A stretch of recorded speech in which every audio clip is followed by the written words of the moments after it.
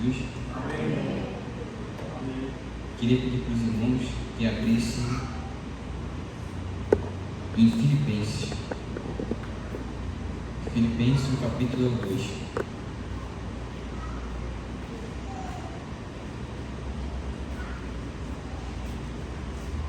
Filipenses, capítulo 2, do versículo 5 até o 11.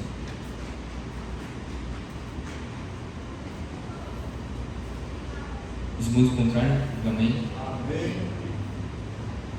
Está escrito assim: tenham entre vocês o mesmo modo de pensar de Cristo Jesus, que mesmo existindo na forma de Deus, não considerou ser igual a Deus, algo que deveria ser retido a qualquer custo. Pelo contrário, ele se esvaziou, assumindo a forma de servo, tornando-se semelhante aos seres humanos. E reconhecido em figura humana, ele se humilhou, tornando-se obediente até a morte, e morte de cruz. Por isso também Deus o exaltou sobremaneira, e deu-lhe o nome que está acima de todo nome, para que o nome de Jesus se dobre, para que ao nome de Jesus se dobre todos os joelhos, nos céus, na terra e debaixo da terra, e toda língua confesse que Jesus Cristo é o Senhor, para a glória de Deus Pai. Senhor meu Deus, nosso Pai, muito obrigado pela Tua palavra, Senhor. Muito obrigado por todos esses irmãos que vieram aqui, Deus, dedicar um tempo, Senhor, para ouvir a Tua palavra, Senhor. Senhor, me usa e ministra através da minha voz, Senhor. Que o que eu fale aqui não seja o que eu queira falar, mas o que o Senhor quer falar através de mim. Senhor, que o Teu Evangelho fale conosco e realmente nos mude, Senhor. Em nome de Jesus, amém. Os irmãos podem se sentar. Meus irmãos, eu queria trazer um tema aqui para os irmãos muito conhecido da amada igreja. Um tema que nós já escutamos bastante, que é sobre a obra redentora de Jesus. O maior ato de amor, aquilo que Jesus fez por nós, que é sua morte na cruz. Queria começar lendo uma frase de Irineu de Leão, que ele diz assim, olha que frase interessante: Jesus Cristo, em seu imenso amor, se fez o que nós somos para nos elevar ao que Ele é. Que frase linda! Jesus Cristo, em seu imenso amor, com todo esse amor que Ele tem por nós, Ele vem aqui à terra, vem aqui e morre em morte de cruz, para que através dessa obra nós sejamos salvos e Ele nos tome para si, e nós sejamos igualmente como Ele é. E nós vamos ler aqui como base, já lemos na verdade, Filipenses capítulo 2, do versículo 5 até o 11. Essa carta aqui em Filipenses é muito interessante, ela é escrita pelo apóstolo Paulo. E essa carta aqui ela tem uma peculiaridade muito bonita, meus irmãos. Ela é chamada a Carta da Felicidade. E ela é escrita num contexto muito diferente. Paulo escreve essa carta enquanto está preso. E ele escreve essa carta para os irmãos de Filipos. Por isso o nome Filipenses da carta. E os irmãos lá em Filipos eles estão enfrentando uma grande perseguição. E no meio disso tudo, Paulo diz o seguinte: meus irmãos, continuem felizes, continuem alegres. A gente pode ler em Filipenses capítulo 4, no versículo 1: permaneçam desse modo firme no Senhor. A gente vê também no versículo 4: alegre-se sempre no Senhor. Outra vez digo, alegre-se. Então Paulo quer que aqueles irmãos se alegrem, mesmo com as perseguições, mesmo com a prisão que eles estavam enfrentando. Ele vira para o povo e fala: por favor, se alegrem, sejam felizes. E como é que um homem desse, numa situação como essa, numa prisão, escrevendo para um povo que está sendo perseguido, tem tanta felicidade, tem tanto amor em dizer: se alegrem, sejam felizes? É porque ele sabia qual era o Deus que ele servia. Ele conhecia Jesus. Ele sabia do amor que Jesus tinha por ele. E mesmo que se ele estivesse em cadeias, mesmo se ele estivesse sendo perseguido, ele sabia: eu tenho Jesus que me ama. Eu tenho Jesus que está comigo. E é isso que ele quer compartilhar com os irmãos. E ele começa dizendo, no versículo 5, acabamos de ler, Filipenses 2, versículo 5: tenham entre vocês o mesmo modo de pensar de Cristo Jesus. Sabe, meus irmãos, se a gente for para o mundo afora, o que não falta hoje no mundo de hoje são pessoas coaches, são pessoas dizendo como a gente deve agir. E as pessoas dizem muitas coisas. Dizem que a gente deve agir de uma forma, dizem que a gente deve agir de outra. Tem pessoas que dizem que para você ser feliz, você tem que ter várias coisas. Você tem que ter muitas riquezas, tem que ter dinheiro, tem que ter muitas experiências acumuladas. Mas eu não encontro isso na Bíblia. Quando leio a Bíblia não diz que eu tenho que ter várias coisas, eu tenho que ter muitas coisas para me fazer feliz. Mas o que a Bíblia diz é que nós tenhamos o mesmo modo de pensar de Jesus Cristo. Isso é que é ser igreja, meus irmãos. Estamos aqui para imitar a Jesus, estamos aqui para ter o mesmo pensamento que ele teve, um pensamento de amor um pelos outros, não um pensamento de orgulho, não um pensamento que só olha para dentro de si, só olha para si mesmo, mas um pensamento que olha para o outro e diz: meu irmão, o que você está precisando? O que a gente pode fazer para melhorar? Em amor, e nós estamos juntos em comunhão. É isso que Jesus pede de nós. O mundo diz que nós devemos ter riquezas, bem materiais, poder, e não é que essas coisas não sejam boas, mas elas não podem ser o nosso objetivo. A Bíblia diz que para termos o mesmo sentimento que teve em Cristo Jesus. E o que Cristo fez? Se esvaziou de si mesmo e veio aqui e nos serviu. O apóstolo Paulo vai continuar dizendo, no versículo 6, que mesmo existindo na forma de Deus, não considerou ser igual a Deus. Jesus Cristo vem ao mundo em sua forma humana. Jesus Cristo, detentor de toda a glória, ele poderia vir de várias formas. Poderia vir como um rei poderoso, poderia vir com grandes riquezas, poderia vir da realeza, mas não. Deus escolhe vir de forma simples. Deus escolhe vir de forma humana. Deus escolhe vir como um de nós. Jesus Cristo vem ao mundo em sua forma humana. Ele poderia vir como um rei que governaria tudo à força. Poderia ordenar um exército de anjos para acabar com Roma em segundos. Mas ele não escolhe fazer isso. Ele escolhe vir em amor. Ele escolhe vir em espírito de brandura. Jesus veio de forma simples. Não considerou ser igual a Deus. E se a gente continuar lendo, no versículo 7 diz assim: pelo contrário, ele se esvaziou, assumindo a forma de servo, tornando-se semelhante aos seres humanos. Meus irmãos, Jesus se esvaziou de si mesmo. Cristo se esvaziou de algo para assumir a forma humana. Há muito debate teológico do que seja isso, do que Cristo se esvaziou. Há alguns que dizem que foi da sua divindade, outros dizem que foi da sua glória. Essa visão da divindade não é muito aceita, porque se Cristo se esvaziasse da sua divindade, não faria sentido certos trechos em que ele se usa dessa autoridade, como por exemplo, naquela passagem onde vemos que um paralítico é descido do teto e Jesus fala assim: para que vocês saibais que o Filho do Homem tem autoridade na terra, eu vou perdoar os pecados dele. E só Deus pode perdoar os pecados daquele homem. Então Cristo não se esvaziou da sua divindade. Há quem diga também que ele se esvaziou de sua glória, o que é a visão mais aceita. Cristo ele vem aqui se apresentar não como um ser glorioso, não como um ser com grande beleza. Isaías mesmo diz que nele não havia beleza nenhuma, mas ele vem se apresentar de forma simples. Ele vem se apresentar de forma humana, de forma humilde. Ele assume a forma de servo. E é isso que Paulo vai continuar dizendo. Pelo contrário, ele se esvaziou assumindo a forma de servo, tornando-se semelhante aos seres humanos. Não é lindo isso? O nosso Senhor, o detentor de toda a glória, o Rei do universo, ele é servo. O nosso Senhor, Jesus Cristo, ele é servo. O maior exemplo de servidão está em Jesus. Ele nos ensina a sermos servos. Ele nos ensina a ter amor um pelos outros.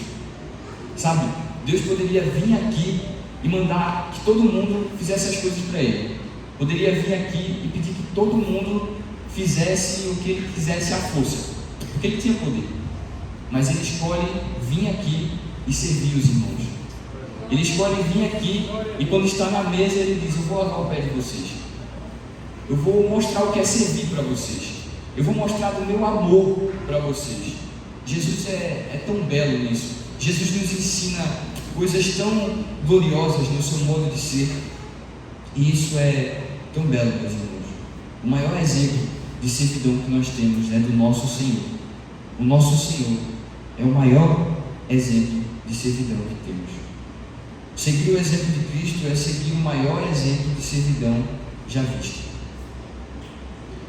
E o texto vai continuar dizendo: e reconhecido em figura humana, ele se humilhou, tornando-se obediente até a morte, e morte de cruz. Aqui é o ponto-chave da mensagem, meus irmãos. Eu queria estacionar nesses 2 versículos que nos mostram tantas coisas. Jesus estava aqui e ele se humilhou e foi até a morte de cruz. E eu me peguei pensando sobre isso, com algumas dúvidas, com algumas perguntas para Deus. Por que Deus fez isso? Por que Deus vai à cruz para morrer por nós? Nós sabemos que foi para redimir os nossos pecados. Nós sabemos disso, nós escutamos isso a nossa vida toda. Mas por que Jesus morreu mesmo naquela cruz? Será que não tinha outro jeito de Jesus perdoar os nossos pecados? Será que não tinha outra forma? Será que precisava mesmo Jesus morrer? Será que não poderia ser outra pessoa para morrer no lugar de Jesus? Será que Deus não poderia simplesmente perdoar? Isso são questionamentos importantes e que, se a gente buscar na Bíblia, a gente se aperfeiçoa na palavra e a gente tem um conhecimento mais sólido daquilo que a gente acredita. E é com base nisso que eu queria seguir a mensagem, meus irmãos, com base nessas perguntas. Primeiramente, para a gente entender isso tudo, a gente tem que voltar lá no início, lá no Gênesis, quando Deus cria tudo. No Gênesis, revela que Deus criou o mundo de forma muito bela, de forma muito magnífica. Se você ler Gênesis capítulo 1, você vai ver que Deus ele vai criar várias coisas. Deus ele vai criar toda a criação, toda a terra.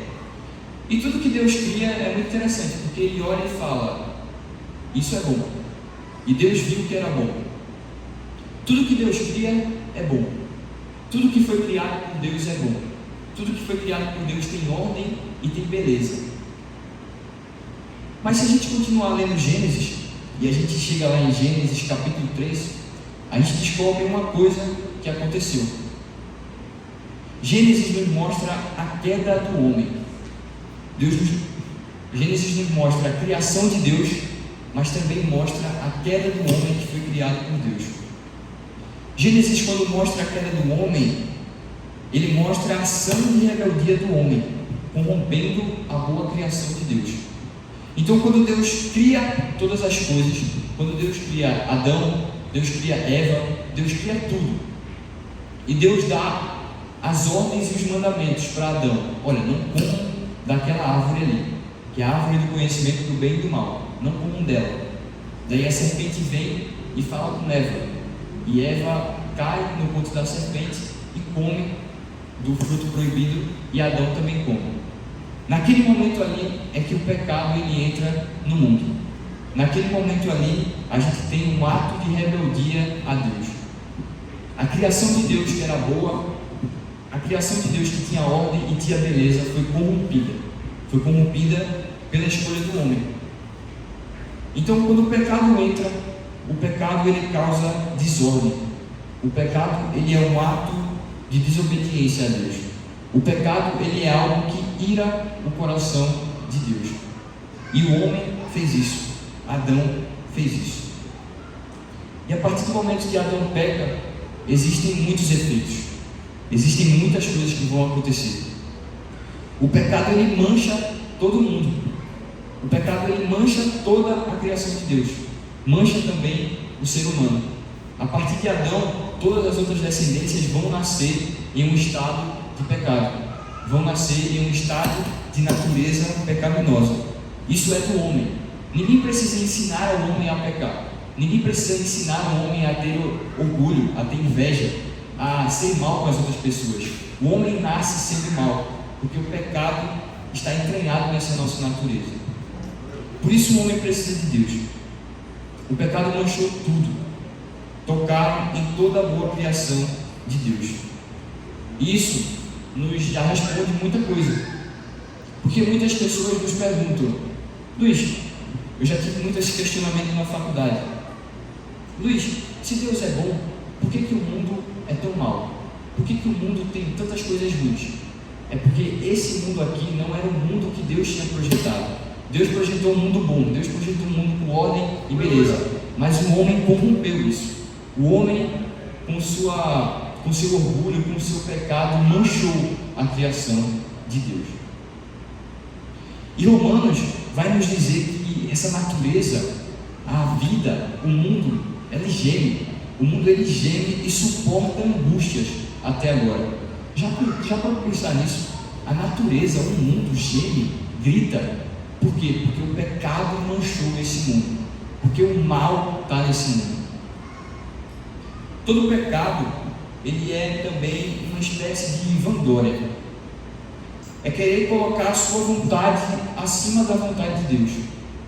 Quando Adão, quando Eva pecam, eles estão dizendo para Deus: Deus nos deu esse mandamento, mas a partir do que eu ouvi da serpente, eu sei o que é melhor para mim. Eu sei qual é a minha vontade. E eles deixam de escutar Deus e começam a escutar sua voz interior. Começam a escutar sua mente, começam a escutar outras coisas que não é Deus. E isso é muito perigoso, meus irmãos. Devemos tomar muito cuidado com o pecado, porque o pecado faz com que sejamos nossos próprios deuses, faz com que decidimos o que seja melhor para nós. E quando estamos em Deus, quando estamos rendidos a Ele, nós descobrimos que é Ele que sabe o que é melhor para nós, que Cristo sabe verdadeiramente o que é melhor para todos nós. Então aquele pecado de Adão perverteu toda a natureza humana, perverteu tudo. A criação, a criatura, tudo que foi criado estava manchado pelo pecado. E isso é muito importante de entendermos. Perceba o que o pecado fez conosco. É algo muito sério, muito severo. Pela desobediência daquele único homem, todos pecaram. Porque Adão nos representou. Adão estava ali representando toda a humanidade. E nós podemos pensar assim: nossa, mas que coisa injusta, né? Adão estava ali e representou o meu pecado. Se foi ele que pecou, por que eu fui representado ali? Por que também essa natureza, essa incumbência veio sobre mim? Eu também já me peguei muito nesses questionamentos, meus irmãos. E pesquisando e estudando, eu descobri algumas coisas. Naquele momento ali, Adão estava nos representando. Estava representando toda a humanidade. E a gente pode pensar assim: nossa, mas por que Adão? Por que não outro ser humano? Por que não outra pessoa? Por que não poderia ser eu, né? Às vezes, com o nosso orgulho, com os nossos próprios pensamentos, a gente pode pensar: se fosse eu naquele lugar ali, eu acho que eu não pecaria não. Eu acho que eu não faria dessa forma não. Mas, meus irmãos, essa escolha de ser Adão ali nos representando, não nos cabe a nós, cabe só a Deus. E se Deus escolheu colocar Adão para representar toda a humanidade, se através daquele pecado toda a humanidade foi representada através de Adão, não teria uma escolha melhor do que a de Deus. Se Deus escolheu Adão, é porque deveria ser Adão. Não deveria ser Luiz, não deveria ser você, não deveria ser eu, não deveria ser mais ninguém. Apenas Adão, porque essa escolha foi a escolha de Deus. E se com certeza eu estivesse lá, você estivesse lá, nós cairíamos também naquele pecado. Porque isso é da natureza humana. Então, a partir disso, isso está na nossa natureza. O pecado está em nós. A natureza pecaminosa está em nós. Isso se materializou na nossa natureza, ao ponto de que cada uma de nós nasceu com essa natureza pecaminosa. Olha o que diz Romanos 3,9. Que se inclui: temos nós alguma vantagem? Não, de forma alguma, pois já temos demonstrado que todos, tanto judeus como gregos, estão debaixo do pecado. Então olha o que Paulo fala lá em Romanos. Não importa se você é judeu, não importa se você é gentil, você é brasileiro, se você mora em outro estado, se você mora aqui mesmo, todos somos pecadores. Todos estamos debaixo do pecado. Todos nós pecamos todos os dias. E o que acontece? Qual que é o efeito do pecado? Qual que é o resultado do pecado? Olha o que a Bíblia diz. Romanos 6, 23. Porque o salário do pecado é a morte, mas o dom gratuito de Deus é a vida eterna em Cristo Jesus, nosso Senhor. Então olha o que Romanos fala para nós. Nós sabemos já que o pecado está em nós nascemos com ele devido ao pecado primário de Adão. Mas sabemos também que o salário do pecado é a morte, a consequência do pecado é a morte. Mas graças a Deus, que o dom gratuito de Deus é a vida eterna. Então, Deus pune o nosso pecado com a morte. Deus pune o pecado de todas as pessoas com a morte. E por que Deus pune o pecado com a morte? Isso não faria de Deus um Deus mau? Isso não faria de Deus uma pessoa ruim? Esse é outro questionamento que eu me peguei pensando também. Mas uma coisa interessante, meus irmãos, que a gente tem que entender é sobre os atributos de Deus. Deus, ele não possui amor. Deus, ele é amor. Deus, ele é o atributo. Deus não possui justiça. Deus, ele é justiça. Deus, então, é justo. Então, Deus, ele jamais poderia deixar que o pecado, que é algo que desonra a Deus, que é algo que de verdade vai contra os mandamentos de Deus, Deus não poderia deixar o pecado sem a sua devida punição. Então, se Deus é justo, Deus jamais poderia deixar a ofensa do pecado sem receber uma devida justiça. Então, quando o homem peca, é preciso ter uma justiça naquilo. E qual que é a justiça do pecado? A morte. Porque o salário do pecado é a morte. Então, para a punição do pecado ser efetivada, é preciso haver uma morte. Deus não aceita o pecado de forma alguma, meus irmãos. O pecado nos afasta de Deus e gera morte em nós. Então, a conclusão prática para tudo isso que foi apresentado aqui é somente uma. Se o mundo pecou, se a humanidade pecou, é preciso que alguém morra para que a punição do pecado seja satisfeita. Se a humanidade pecou, se Adão pecou e toda a humanidade estava sendo representada ali naquele pecado, e todos nós nascemos com a natureza pecaminosa e pecamos todos os dias, precisamos de alguém que possa cobrir esse nosso pecado, alguém que pudesse morrer conosco e pagar essa punição do pecado. Mas será que não poderia de alguma forma assim ter outro jeito assim, não ter a parte da morte? Deus não é onipotente, ele não poderia simplesmente nos perdoar facilmente assim? Esse é outro questionamento. Mas é aquilo que eu falei para os irmãos anteriormente. Nós temos que ter em mente sempre os atributos de Deus. E Deus não pode abrir mão de um atributo para pegar um pouco do outro. Então, se Deus apenas nos perdoasse, Deus estaria abrindo mão da sua justiça, estaria tendo mais amor. Deus não pode ter mais amor e menos justiça. Deus é amor, mas também é justiça. Então era preciso ter uma certa punição. Era preciso ter uma punição pelo nosso pecado. Deus não poderia simplesmente perdoar, porque isso iria contra os atributos de Deus. Deus não pode ser mais um atributo do que outro. Deus é amor, mas também é justiça. E ali na cruz, quando Jesus está morrendo, ali é a exata expressão do amor de Deus e da justiça de Deus. Por quê? Porque ali está satisfeita a justiça de Deus. Porque se o salário do pecado é a morte, Jesus Cristo está ali, morrendo por nós. Mas também é amor, por quê? Porque aquela morte ali era para ser minha e era para ser sua. Quem deveria estar pendurado ali naquela cruz não era Jesus, o nosso mestre, o nosso Senhor. Era eu. Porque eu pequei. Eu desonrei a Deus. A humanidade desonrou a Deus. Mas por seu infinito amor, Jesus está ali por nós. Outro grande questionamento que nos vem, nós entendemos que o pecado é uma desonra a Deus, nós entendemos que a punição do pecado é a morte, mas outro questionamento viria: por que Jesus? Por que Jesus Cristo morreu? Não poderia ser outra pessoa? Não poderia ser qualquer outra pessoa que estaria naquela cruz e satisfaria a nossa punição? Porque se a punição é a morte, se a punição pelo pecado é a morte, qualquer um poderia chegar ali e morrer, né? Mas esse é um pensamento enganoso também. Naquela cruz ali, naquela morte, precisaríamos satisfazer 3 coisas. A primeira é que precisaria ser um homem, precisaria ser alguém que tivesse uma natureza humana.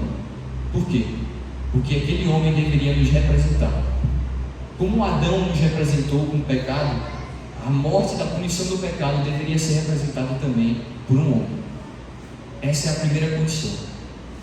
A segunda condição é que precisava ser Deus, porque apenas um sacrifício de valor infinito poderia cobrir a infinidade de pecados cometidos pela humanidade.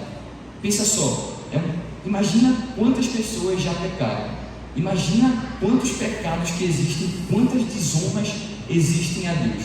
Isso é uma grande quantidade, isso é uma quantidade muito grande.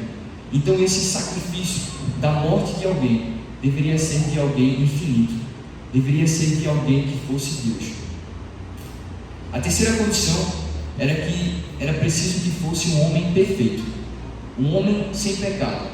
E por que um homem sem pecado? Porque esse homem iria morrer pelo pecado dos outros e não pelo seu próprio pecado. Então, se fosse alguém que já tivesse pecado, a morte dele estaria inclusa aos pecados dele. Então, a morte dele não serviria para outra pessoa, só serviria para ele mesmo. Então, era preciso ter um homem perfeito, sem pecado. E Jesus é plenamente essa pessoa. Jesus é a pessoa que é plenamente homem. Jesus tinha uma natureza humana. Jesus era plenamente Deus. Jesus tinha a sua divindade. Ele era infinito, então ele poderia morrer pela infinidade de pecados da humanidade. E Jesus era também um ser humano sem pecado, um ser humano que não cometeu erros na sua trajetória.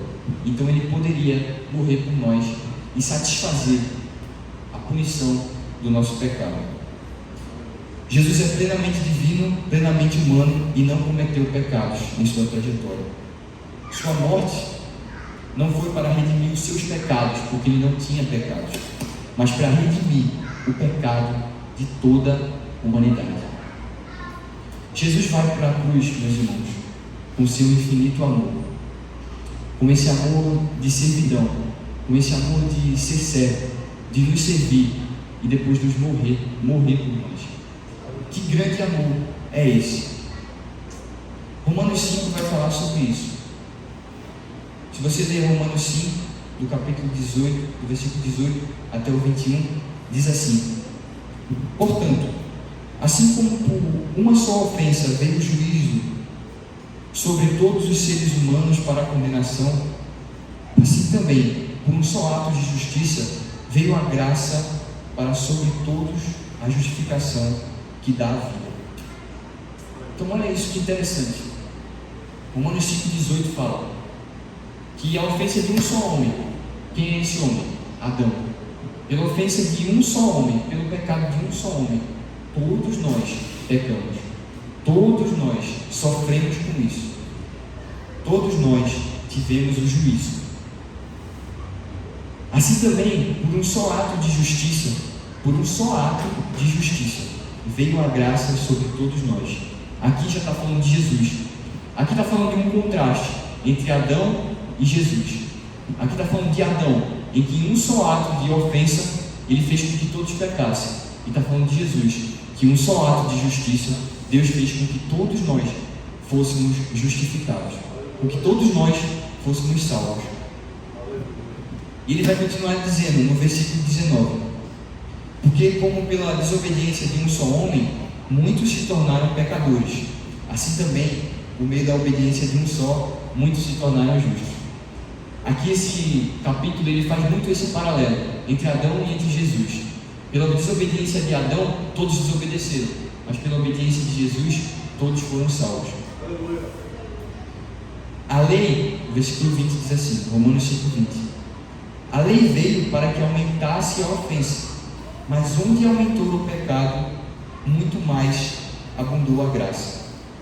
a fim de que, como o pecado reinou pela morte, assim também a graça reinasse pela justiça, que conduz à vida eterna, por meio de Jesus Cristo, nosso Senhor.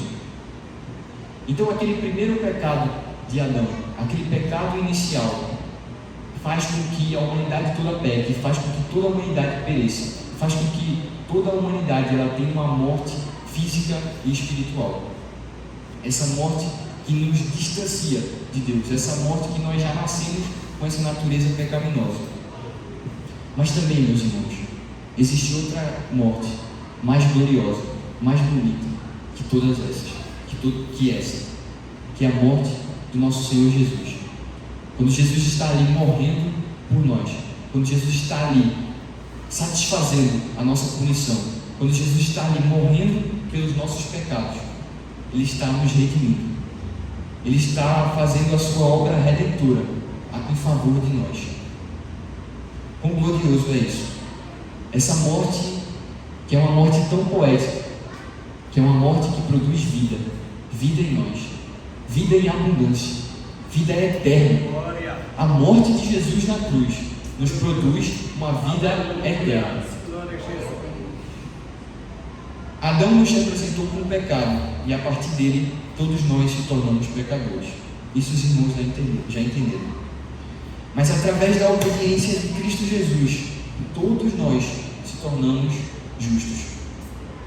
Meus irmãos, nenhum de nós que estamos aqui somos pessoas santas.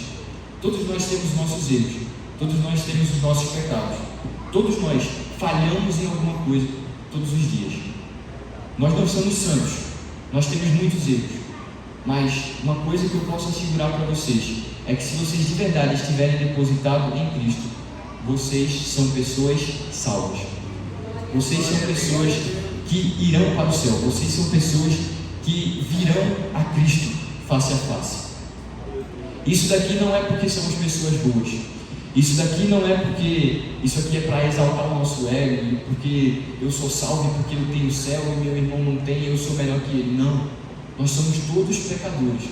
Nós somos todos pessoas ruins. Mas graças a Deus que Ele morreu por nós. Mas graças a Deus que Ele veio à terra, se esvaziou de si mesmo e entregou a sua vida por amor de nós. Voltando agora para Filipenses, capítulo 2, eu parei no versículo 9. E isso daqui é muito lindo, meus irmãos.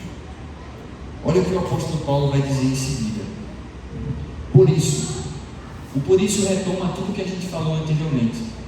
Esse sacrifício de Jesus, essa morte na cruz, essa humilhação, esse esvaziamento de si mesmo, essa servidão aos outros. Ele diz isso. Por isso, também Deus o exaltou sobremaneira, lhe deu um nome que está acima de todo nome. O mesmo Jesus, o mesmo Cristo que estava humilhado naquela cruz, o mesmo Cristo que Isaías diz que nele não tinha beleza nenhuma, o mesmo Cristo que estava ali cuspido pelas pessoas, que estava ali ferido, que estava ali com uma coroa de espinhos, onde os romanos colocaram aquela coroa dizendo: se tu és rei, então toma a tua coroa, uma coroa de espinho. Colocaram no nosso mestre.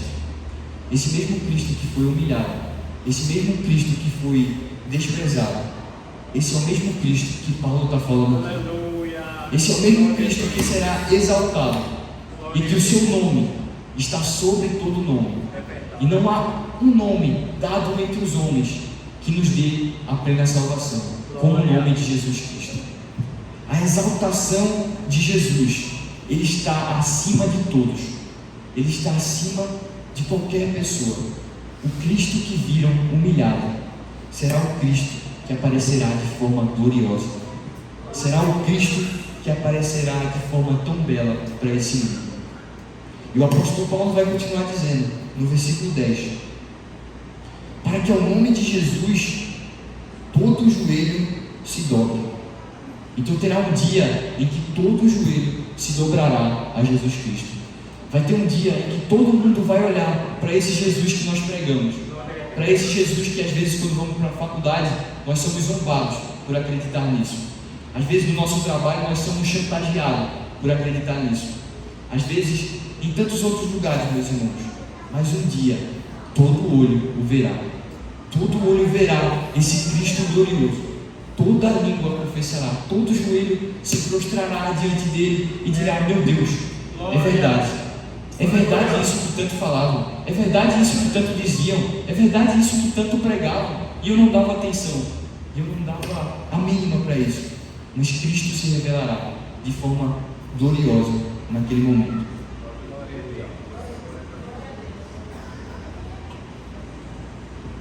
Toda língua confessará, toda língua dirá: ele verdadeiramente é o Filho de Deus, ele verdadeiramente é quem traz a salvação. Num abrir e piscar de olhos, meus irmãos, todos verão a gloriosa entrada de Cristo, a gloriosa aparição de Cristo. E finalizando, meus irmãos, e caminhando para o final, este é o maior ato de amor que já presenciamos. Essa é, de verdade, a história mais bonita de amor que temos. É muito bom ver vários romances, é muito bom ler vários livros que falam sobre amor. Existem histórias muito bonitas, verdadeiramente, histórias incríveis, na literatura, no cinema, mas nenhuma história é tão real e tão amorosa como essa.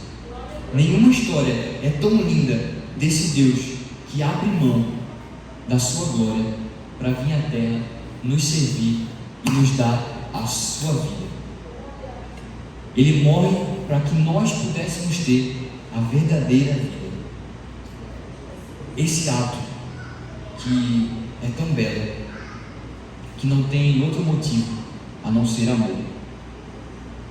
Jesus poderia olhar para todos nós e falar assim: quem pecou foi vocês, a justiça vai cair sobre vocês, vocês serão condenados, eu não tenho nada a ver com isso. Jesus poderia muito bem dizer isso, mas Jesus, em seu imenso amor, ele escolhe vir à terra e morrer por nós.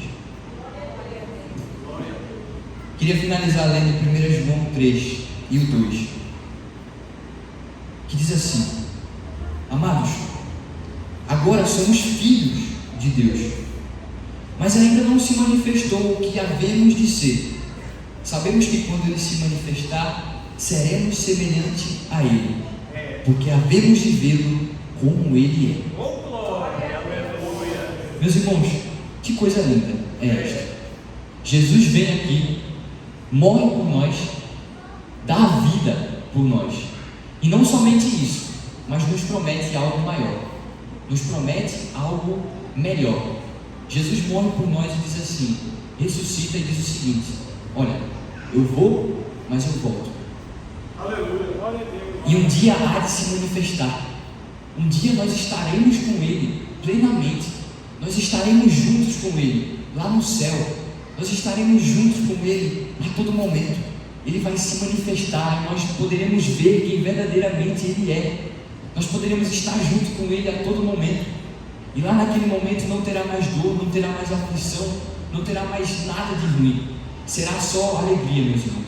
Será o tempo todo com o nosso Mestre. Será o tempo todo com o nosso Jesus.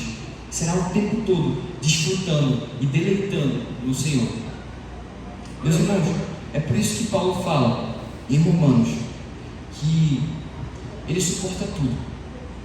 Ele diz que não importa as coisas que acontecem na vida dele, não importa o que está acontecendo na sua vida, não importa o que está acontecendo, eu tenho uma esperança de que está por vir algo muito melhor, de que está por vir uma vida muito melhor, de que com todos os nossos sofrimentos, com todas as coisas que nós passamos, tudo isso é para que nós continuemos firmes em Jesus de Nazaré, é para que continuemos firmes nesse Jesus que foi aos céus, mas voltará para nos buscar, voltará para nós estarmos com Ele. E eu volto à primeira frase que eu disse no início dessa pregação. Jesus Cristo, em seu imenso amor, Jesus Cristo, para demonstrar o seu verdadeiro amor por nós, Ele se faz o que nós somos. Ele assume a forma de homem. Ele vem aqui, serve a nós, para nos elevar ao que Ele é. Meus irmãos, um dia seremos semelhantes ao que Jesus é. Ele veio à terra para ser semelhante a nós, e nós um dia iríamos para o céu para ser semelhante ao que Ele é. Que coisa linda é essa? Que grande amor é esse do nosso Senhor? Que nós nunca nos esquecemos disso. Que essa mensagem de verdade nos confronte e nos constrange a dizer: meu Deus, o Senhor realmente me ama. Eu tenho que todo dia me dedicar mais ao Senhor. Eu tenho que todo dia estar mais disposto ao Senhor, porque o Senhor se entregou por nós. Porque aquela morte que deveria ser minha, porque aquela morte na cruz, aqueles pregos deveriam estar em minhas mãos, mas o Senhor foi lá e se entregou por amor de mim. Muito obrigado, Senhor. Muito obrigado por isso tudo. Esse deve ser o sentimento que nós devemos ter. O mesmo modo de pensar que teve em Jesus Cristo. Que esse pensamento, meus irmãos, inunde a nossa vida. Que esse pensamento de verdade nos constranja e nos faça viver uma vida de rendição ao Senhor. Queria terminar lendo Deuteronômio, no capítulo 6. Deuteronômio, capítulo 6, o versículo é o 4. Eu gosto muito desse versículo, que diz assim, vamos ler do 4 até o 7. Escuta, Israel, o Senhor nosso Deus é o único Senhor. Portanto, ame o Senhor seu Deus de todo o seu coração, de toda a sua alma e com toda a sua força. Essas palavras que hoje lhe ordeno estarão no seu coração. Você as inculcará a seus filhos, e delas falará quando estiver sentado em casa, andando pelo caminho, ao deitar-se e ao levantar-se. Sabe, meus irmãos, este mandamento aqui tão solene, de amar o Senhor Jesus acima de todas as coisas, amar com o nosso coração, amar com nossa alma e amar com a nossa força. Jesus vai repetir esse mandamento aqui e vai dizer que é o mandamento mais importante. Ele vai dizer assim: olha, me amem com todas as forças de vocês, com todo o coração, com toda a alma. Meus irmãos, como não amar esse Jesus? Como não amar esse Cristo que se entrega por nós? Como não amar esse Jesus que deu tudo de si por nós? E o versículo 6 é o que me deixa mais intrigado. Essas palavras que hoje lhe ordeno estarão no seu coração. Sabe como amamos mais a Jesus? Sabe como amamos mais a Cristo? Colocando as palavras dele no nosso coração. E como fazemos isso? O versículo 7 vai nos responder: você as inculcará a seus filhos. Inculcar é quase que colocar um pensamento à força na mente de alguém. Inculcar é quando você vai explicar alguma coisa para um amigo seu e você repete tanto aquilo, repete tanto aquela explicação que aquilo fica inculcado na mente da pessoa. E você falará dela a seus filhos quando estiver sentado em casa, andando pelo caminho, ao deitar-se e ao levantar-se. Então, sabe como deixar esse amor de Deus no nosso coração? Sabe como deixar essa palavra de Deus no nosso coração? É falar dela a todo momento. Fale dela ao levantar-se, ao deitar-se, ao caminhar-se, ao deitar-se. Aqui é colocado 4 verbos, mas é para significar que tudo que a gente for fazer, a gente tem que falar desse amor de Jesus. A gente tem que falar desse amor que é o amor que se entrega por nós. A todos os momentos da nossa vida, nós devemos inculcar isso na nossa cabeça. Colocar esse pensamento à força. Deus me ama. Ele se entregou por nós. E eu devo amar com todo o meu coração, com toda a minha alma, com toda a minha força. Meus irmãos, que essa mensagem de verdade mexa conosco. Que de verdade nós podemos amar o que o Senhor fez. Que nós podemos de verdade reconhecer que o que Deus fez por nós é algo que nós não merecíamos, mas é algo que nós precisamos. Senhor Jesus, muito obrigado por tudo que o Senhor tem feito por nós. Muito obrigado por esse teu sacrifício, Senhor. A igreja te agradece por isso, Deus. Nós não poderíamos ter outro Senhor, nós não poderíamos ter outro Cristo, Senhor. Muito obrigado pelo que o Senhor fez. Meus irmãos, que essa palavra de verdade tenha tocado o seu coração. Essa é a minha contribuição para a amada igreja. Eu agradeço a rica oportunidade. Aleluia! Essa palavra é verdadeira. Amém.